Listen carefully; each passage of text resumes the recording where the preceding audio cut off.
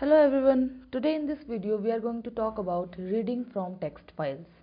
So Python basically provides three functions, that is read, readlines and readline function to read data from text files. We will talk about them one by one. So first one is read function. Its syntax is file handle.read and you can also specify the n-most bytes in it. We will understand about this function with an example of text file 1, and the contents in it is, this is an example of reading in text file. So as you can see in the code, I have used the read function f.read and I have stored the read data in a variable read and then I have printed. You would have noted that I have not specified the value of n while using the function, and you can see that in the output screen it is clear that it has read the entire file. But what if we specify the value of n? Here you can see that I have specified the value of n as 7, and in the output screen it has read the 7 most bytes. You might be thinking that no, this is absolutely wrong, only the 6 bytes are read, but I want to tell you that the white spaces are also included and hence the 7 bytes are read.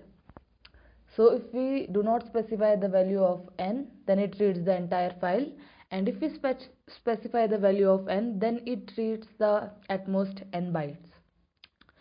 The main thing to note here is that when you use read function consecutively within a program, then the next read will start reading onwards from the last position read. So the next function is readline. Its syntax is file handle.readline. Same, you can specify the n-most value here also. We will take now an example intro, text file intro. It has contents like hello guys, I like to do coding and it's very interesting. So in the code you can see that I've used the readline functions f.readline parenthesis, and you can see that I've not specified the value of n here. So in the output is hello guys, which is the first line of our example code. This was the first line of our example text file intro that we took, and so it is clear that if we do not specify the value of n, then it reads the line of the input, that is first line, that was hello guys in our example intro text file. What if we specify the value of n? Here you can see that I have specified the value of n as 5 and the output is hello. It means if the n value is specified, then it reads the n most bytes, that is hello, it's HELLO, that is 5 most bytes. So the main thing to note in readline function is that the readline function will read a full line. A line is considered till a new line character EOS, that is end of line character, is encountered in the file. So the last function is readlines function. Its syntax is file handle.readlines.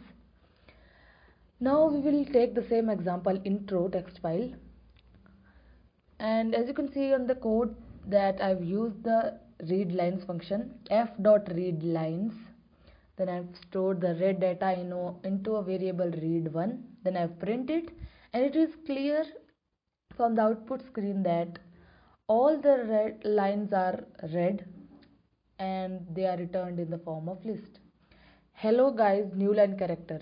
In new line character is because next line we start from. I like to do coding is in the next line.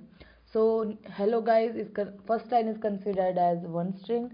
I like to do coding. Second line is considered as another string, and the third line that was, and it's very interesting, it is considered as another string, and they are separated by commas, so this is in the form of list. So in readlines function, the contents are read in a list and each line is considered as one string.